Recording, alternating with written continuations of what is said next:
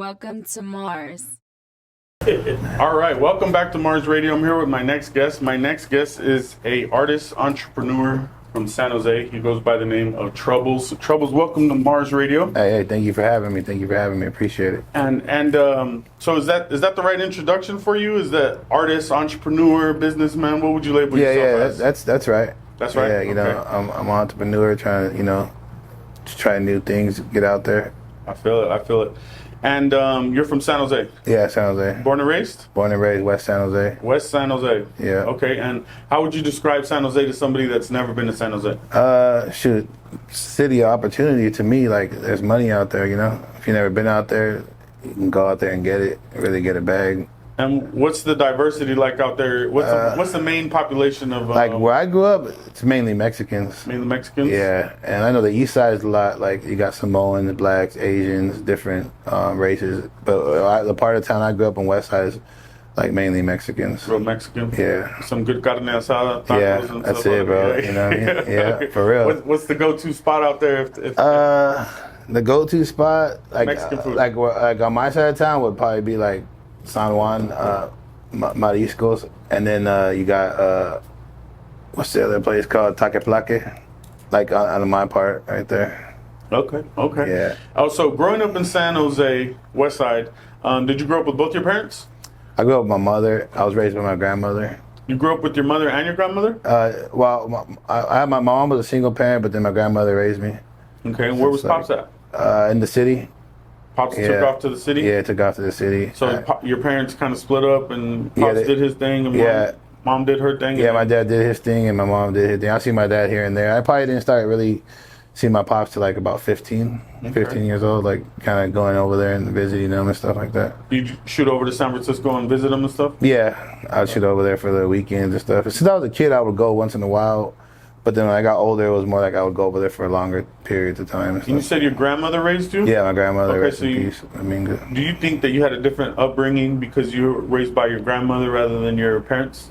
Yeah, somewhat, because my grandma didn't sugarcoat anything, Yeah. So she was straightforward. Grandmothers are like that, huh? Yeah. I did something wrong, bro. That's what it was, or they're trying to keep you in check all the time. But then as you get older, you kind of like don't listen no more, For sure, and I feel like grandmothers, grandfathers, they're a little bit more strict because they've seen it all. Yeah, right. They can see the bullshit coming a block away. Yeah, everything, bro. And they'll call you on it quick. Yeah, right. Because you have to respect them. So what's the loss in them calling you on it? Exactly. Right? And then now it's like I catch myself doing things to my kids. You know what I mean? Right. Telling my kids things she told me because she'd always be like, "There's no friends. I told you." Or I get caught up or something like that. She'd be like, "I told you not to go out that night. You didn't listen." For sure. And I would just do it anyways, and find out later, like when I was locked up or something, be like, "Damn, grandma told me, not to leave." Yeah. So shout out to grandma. Yeah, shout out to grandma. Shout out to grandma. Yeah. And shout out to mom and dad too. Yeah, mom and dad shout out too. Everybody has circumstances. Yeah, it is what it is. As you get older, you understand that they had to do their thing. Yeah, for sure. And so what kind of childhood do you think that you had growing up with grandma? It was a good one, bro. Like, my childhood was good. It was the neighborhood I came from was a little rough, but... Were you guys rich? Nah. You guys weren't rich? Nah, we weren't rich. What a surprise. Rich. A Mexican growing up not rich. Yeah, I didn't grow up rich either, bro.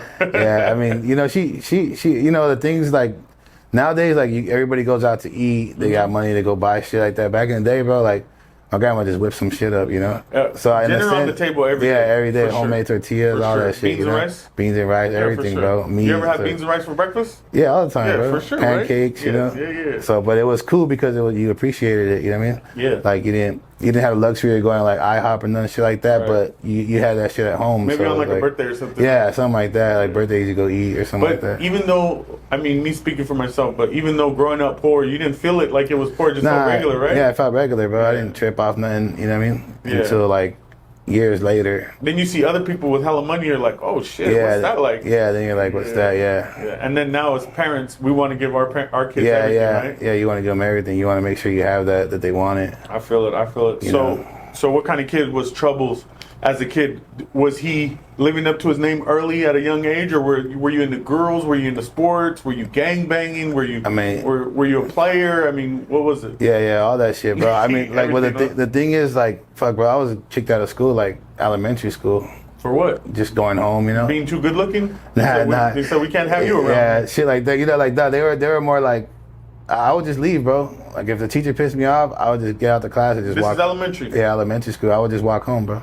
So in elementary, you're in second grade. Yeah, like teacher first, says, second grade. "Hey, we need you to," and you're like, "Nah, I'm out." Yeah, I'll just walk out. And you left. Yeah, I left, and then they had to call my grandma. Can't do that nowadays with all these bars on Fuck the, no. yeah. Before they didn't have that. Now they got fences, like you know. And then like I just walk home pissed off.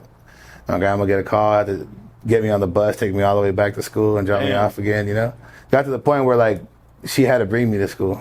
That's crazy. Like they made sure like when she came, she had to like. I thought I was a little badass kid, but I ain't never left school without permission. Shit, bro. I mean, I went to 2 different schools when I was in 5th grade because that's how bad I was. Damn. So I had to half of school, one school, and then another half of some other school because they thought that was gonna like help me and shit like that.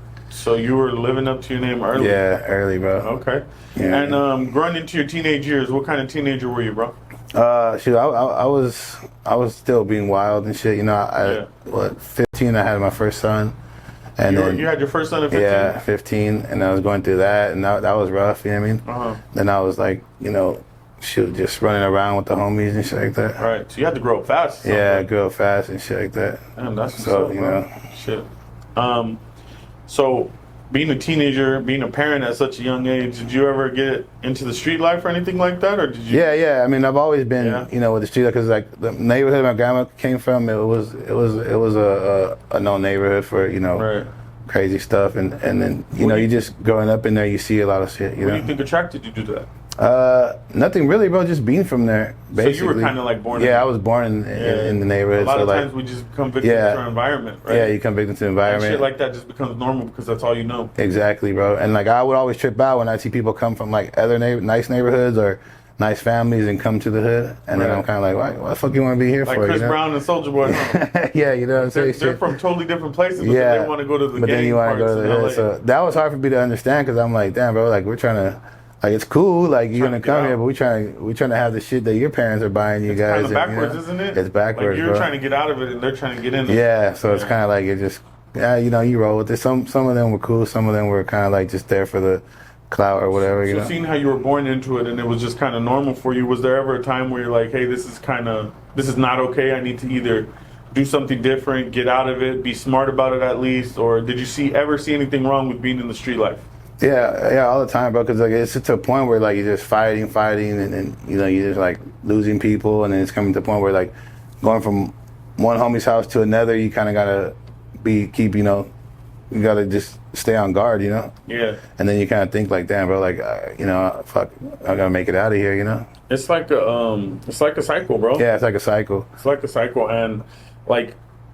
Who's going to be the bigger side to stop and say, hey, you know what? We don't have problems with you anymore. Even though you did X, Y, Z to us for years, and it's just too difficult to think of somebody stopping. Exactly. Once you're involved in the street life, you're kind of in it until you go to jail or you get killed. Yeah. So I went to jail for a year, came out, and then like when my homies in there, bro, like he talk about doing the rap shit. You know, he's like, oh yeah, I get out, I'm gonna do this. 'Cause he was a rapper. You know, he wanted to come out and be a rapper. That kind of motivated me. So when I got out, I kind of was like, you know what, I'm gonna try to, you know. How old were you when you went to jail? I was like 19. Oh, okay, so you're still young. Yeah, I was still young. Okay, so what did you go to jail for? Assault with a deadly weapon. Yeah. And you did a year? Did a year county, yeah. So that's what opened your eyes to other shit. Yeah, it opened my eyes to like, damn, bro, like I want more. I want, you know what I mean? I want to be different. I want to come out and do like, you know, this music shit. And you had to be grateful because I'm sure there were some people in there that didn't just have a year, right? Yeah, bro. You feel like you got another chance? Yeah. All right, so you meet your homie in there. He's inspiring you to do some music shit. You get out, and then what happens then? Yeah, I knew him from the house. He was already doing music, like lightweight, you know? Right. And then he was just telling me, oh, I want to do this when I get out, if you do this. And he kind of just put it in perspective for me, like, oh, we can do this. We can take it and do it independently. He kind of made it real? Yeah, he made it real. So when I came out, I kind of pushed, and he ended up doing like, I think he took off and did like 4 or 5 years, something like that. Right. And then I just came out pushing, and, you know, and then ever since then, I just never stopped doing the music, bro. Shout out to the homie, Yeah, right? shout out to the homie. Because, you know, a lot of homies don't inspire you to do shit to better yourself. Yeah. A lot of homies are like, hey, let's go do this lick. Let's go do this and that, yeah. But he was like, hey, man, you got a gift. You can make money off of it. Yeah. You can do it the right way. And shit, it's been working for you, right? Yeah, it's been working for me, bro, because I ain't look back. I just kept pushing. So a lot of people aren't familiar with all of your work, right? Because I feel like people see your page today and don't know everything that's went into it, right? Yeah. You're low key a legend, bro. Oh, thank you, bro. Right? And I don't say that lightly because, you know, we're probably around the same age and stuff. Yeah, but, no, I appreciate it. You know, the artists that you've worked with and the stuff you have done is some legendary shit. You know, some of your favorite artists, people that are watching this, some of your favorite artists used to go to this man to get their CDs done. Yeah. Used to go to this man to get XYZ done. Yeah. And stuff. Talk about some of the stuff that you did early on, you know, probably like, what, 10, 15 years ago? Yeah, so I got into the CD manufacturing. Like, there was a dude doing it before. Man, don't be modest, bro. You were the CD plug in the Bay Area, bro. That was me, bro. That was me. Yeah. So, but it wasn't like that first. I was going through the same place everybody else was going through. Right. And then I think it was one car show when Street Low did a car show in Marina, California, like over there by Monterey. And I think right, Marina, Monterey, California. They used to do a fairgrounds, and they had Street Low there. And I see this Asian dude walking around, and me, I'm like, fuck, I'm trying to sell CDs. I'm like, hey, bro, you want to buy a CD? Asian dude's like, what do you mean? Let me see. And I give him the CD. And I'm thinking he's gonna buy it, and he turns it around, and he's like, I make this CD, I make it, here's my card, here's my number. That's what's up. So I'm like, all right, so I think I gave him the CD, whatever, he left, and then I went about my shit. I put his little business cards up, and trying to get a hold of the original dude that makes the CDs. He ain't answering, like he's just ignoring the calls. I'm like, damn, bro, they press this album up. That guy happens to be the middleman, so to speak, the right? middleman, so he's the middleman. I don't know, I think he's the plant, you know, so I'm like, let me see what I could do. And I remember I got these business cards. I go, I remember this guy said, let me call this guy, you know, because at that time, you know, it's hard because back in like what, you know, the early 2000s, you don't really believe people. So I'm thinking that the Asian dudes is full of shit, you know what I mean? Right, yeah. But I ended up what the kids nowadays will call cap. Yeah, cap. You know what I'm saying? They say cap. So I got the card. I called the number, and dude was like, yeah, come down. I'll make your CDs for you. I'll charge you like. It was hella cheap. I think I wanted to say 1,000 CDs. And it was obviously less than the middleman was. Yeah, exactly. So I was like, this fool got to be lying. You know what I mean? Right. So when I get down there, I run down there. I meet up with dude. We talk. I get there. He charges me hella money. I'm like, bro, on the phone you said it was this. He's like, no. But taxes and this and that. Yeah. So setup fees. Yeah, all that shit, bro. So I'm like, damn, bro, hell no, you know. And I was gonna walk away. He's like, okay, come here. I'll make a deal with you. I'm like, what? He goes, if you bring me a certain amount of CDs, I'll give you your CDs free, like 1,000 CDs for free. I think it was like 10 CDs. He told me to bring them 10 jobs or whatever. Bring me business. Yeah, bring them business. So I'm like, fuck it. I'm like, how about you press me up 2,000 CDs? I think it was my Thug Poet album. And I was like, and I'll come back and I'll do that for you. Sure enough, bro, like, I told people that I know that were going through that dude that were probably going through the same shit as me, not being able to get a hold of them. I'm like, look, I got this plug, come through me. I'll just give you the price that I'm getting them for. I think it was like about five artists I did that for. Right. And damn, bro, I go, all you gotta do is bring me business. So I did that, brought the dude his business. I think I bought him like 10,000 CDs.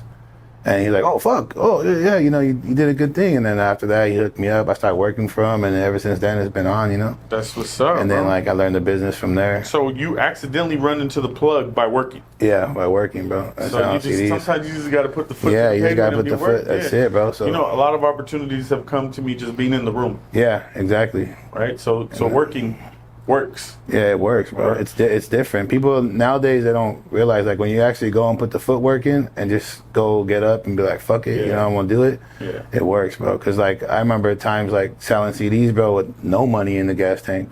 For sure. For sure, bro. I'm like, Back in the day, selling CDs was, you could rough, make bro. bank. I'm like, I'm gonna go down to Monterey to the CD store.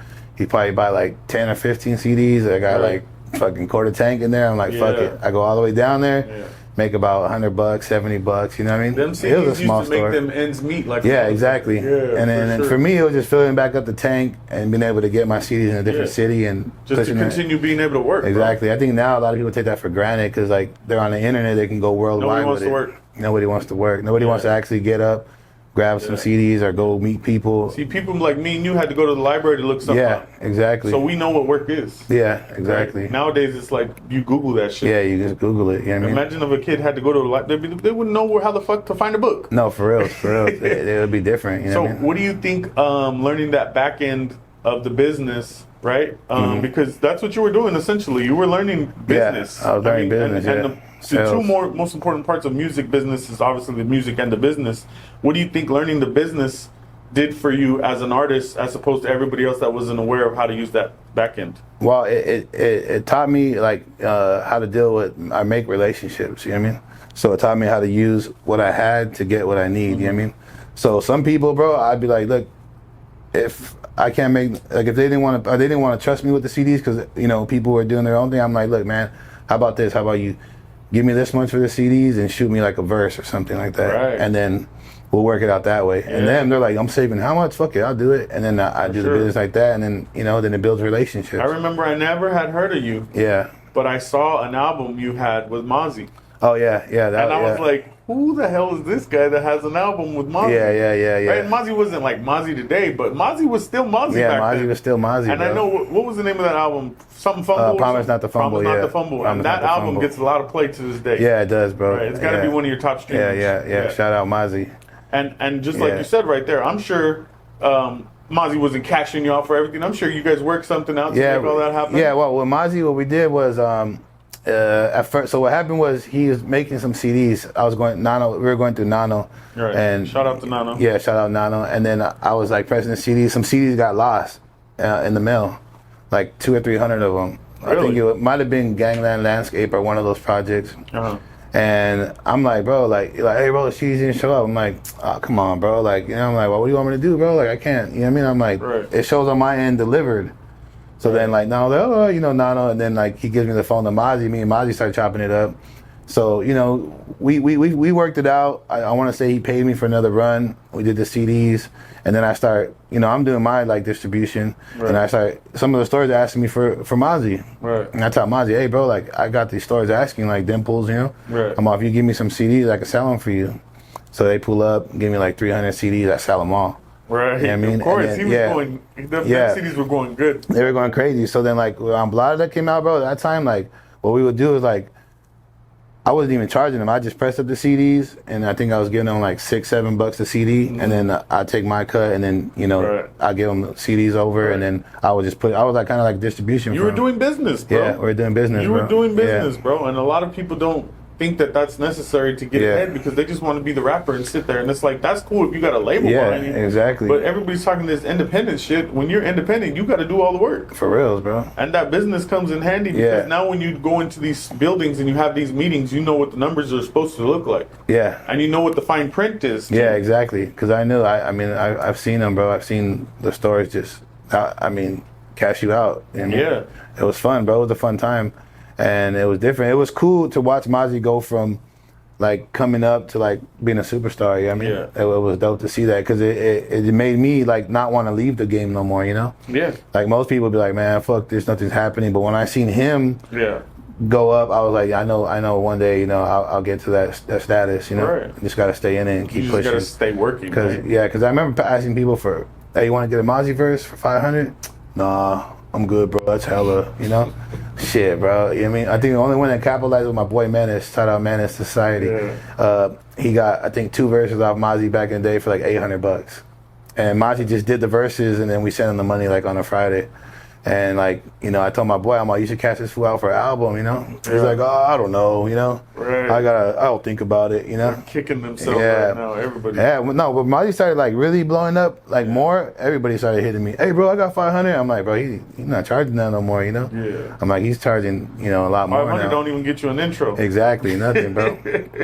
So that was that, you know, but that was cool though. That was a cool time because it really showed me how to do the distribution. Like if I always tell myself today, like if I would have had the money and like the, you know, the knowledge to like actually, you know how to manage them and this and that, it probably would have been different. If you would have had a bankroll behind you back then, you'd be Ghazi. Yeah, right now. exactly, bro. It was just like, damn. I was coming up like everybody else. For me, I just had a little bit more connections to like the shit that we needed to make money off of, you know. Right. But you took advantage of the situation. Yeah, I took advantage of the situation, bro. I mean, you know what I mean? You're still here, damn near 20 years later. Yeah, exactly. You still got good relationships with everybody? Yeah, I'm cool with everybody. Who were some of the other artists that used to press up CDs for? You know, I did.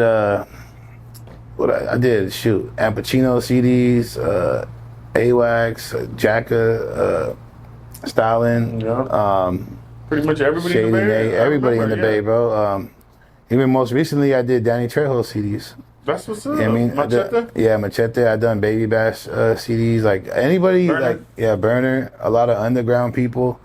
You know what I mean? Just like people that like now that so a lot of them are still blowing up. I even did people that are not even around no more. You know what I mean? Yeah. Like sure. we did a lot of stuff, bro. A lot. And how is DJ Rick Lee CDs? how's the CDs moving now? Now, like I said, recently I did Danny Trejo. Now it's I still shout out Black C. He still presses a lot of CDs, but it's not as like as much as before. So like I think right now I'm pressing up like some of CDs for Rest in Peace Chino XL. Right. Yeah, I'm doing like a couple thousand for him, in CDs and stuff like that. But they still sell it like the car shows and stuff. Yeah, they still sell, bro. Like you could, if the thing, what's killing the CD business, bro, is people like not pressing the CDs, bro. None of the artists are pressing them more. But you know why they don't press them? Because the fucking cars don't come with them anymore, bro. That's another. You can't play them anywhere. Yeah, that's another thing too. Because I remember getting a car and asking for a CD player, and they wanted like $2,000 more, and I was like, "What the fuck?" Yeah, like, you know what I bro. mean? Like that shit's supposed to come with it. Yeah, it doesn't come with it no more. Everything's all oxed out. Yeah, everything's for the Series XM and all that. I remember some of my favorite shit to do was to open that CD and read it. You know what I mean? Like read the shit in there, or just popping the CD off and looking the artwork behind. Yeah, all the that CD. shit, bro. It just was. Yeah, it that was shit was dope. Yeah. Nowadays, people don't even have. All they need is a front cover. That's it. They don't even have the playlist on the back, or the track listing or nothing. Yeah, and then just passing out the CDs. I mean, even giving them away to people or whatever, like mailing them out, shipping them out. Yeah. It was cool. And signatures, autograph CDs and shit. That's what I'm saying. Because like now it's all about promotion, bro. Yeah. Everybody's just trying to promote. But the CDs to me it was cool because it was like you knew like, all right, I'm gonna invest this much and I'm gonna get this much back. You know what I mean? Yeah. So that was a cool thing. Yeah, and you had to invest into it. Yeah, you had to invest. You wanted 1,000 CDs, you had to pay for that. Yeah, up you front. had to pay for that. You couldn't wait to make your money and then press it. Yeah, exactly, bro. So that was the difference. That's how you knew you were really serious about your shit because you had to drop that $1,000 for your CDs. Yeah. In hopes of getting it back. Exactly. So where are you at with the music now? What's going on there? So now I moved to digital too. Like I got the sub labels I'm giving out to people, and I got Troublez Music. Troublez Music, yeah. Okay. And then I got Menace Society Inc., which that's another sub label. Oh, he's not a sub label. He has his own label, but we work together. That's my brother right there. So me and him put out a lot of projects, a lot of new releases, compilations. That's what's up. Are you looking for new talent? Yeah, all the time, bro. You know what I mean? But as far as like, I'm not really looking to like back anybody up like with money and this and that, but I'm willing to help out like partnerships. Yeah, partnerships. I'm willing to. I'm not willing to give you game. You're not gonna do all the work. I'm not gonna do all the work, but I'm willing to show you how to get it. You know what I mean? But you guys could get it together. Yeah, we can get it together. You know what I mean? Because to me, it's just dealing with like trying to find an artist and build them up is it's a lot of work. But to show you how to start a label, show you how to get going, I'm all for that. And it's hard to expect loyalty nowadays because nobody knows what it is. Yeah, because people nowadays, you might get somebody popping and they fuck around and leave you. Yeah, that happens a lot, bro. Like people, if they get to know you too good, they feel like I don't need this guy. I'll just go over here because this dude got million streams, or people are all on his. Or try to go around you to fuck with your connects. Yeah, they try to go around that. Not realizing that they're only fucking with you because they know you. Yeah, that's it. Yeah, right? That happens a lot. I get people that bounce back to me. Like when I was doing the CD pressing, bro, it was my name David and Trouble. So like I would get people calling the office asking for David, and it's me on the phone, and they're like, "Yeah, bro, I was gonna go to Troubles. He was charging me like $500 for 1,000. You know what I mean?" And I'm like, "Oh yeah." I go, "Yeah," and then like you know what I mean. And I just give them a high price, and then they call back Troubles and be like, "Hey, bro, yeah, bro, I'll just go through you." And I'm like, "These fucking assholes," you know what I mean? But that's just the game, though. Everybody's thinking like there's ways around it and shit. For sure, I've had a couple times people booked me for something through my manager, not knowing it was me. Yeah. So yeah, I feel you on that. That happens a lot. What kind of new projects you working on? I know you got some new shit coming out. Right now, I got the Mob Living 2 with Menace and Troubles, and then I got Cushion Comics with my boy Reckless. Okay. Yeah, so that's on the way. Yeah, it's on the way. Okay, yeah, Cushion Comics is gonna be dope. It's dope, different project, Okay. Some new shit, hip hop. Where can everybody check you out so that way they can check out what you got going on? At Troublez Music Instagram, right there. Okay, so if they want to press up some CDs, they can hit you on Instagram? Yeah, they can hit me on Instagram. I got my email on there and all then that. If they want any features, book you for shows, car shows, anything like that, they can hit me right there. Somebody said that you were the plug on a couple of things. You got anything else you want to like you need some booths at Street Low. You want to perform at Street Low magazine, shout out Street Low. Get at me. we can make that happen. All right. You know what I mean? Or whatever you need, you know what I mean? Like music needs, I got you. All right, sounds good. Any last words for your supporters? Yeah, man, if you get into this music game, just don't give up, bro. Keep pushing and just try to be a better you every day. Sounds good. Well, there you have it. It's Mars Radio. It's Troubles, and we out. Right. Shout out Mars.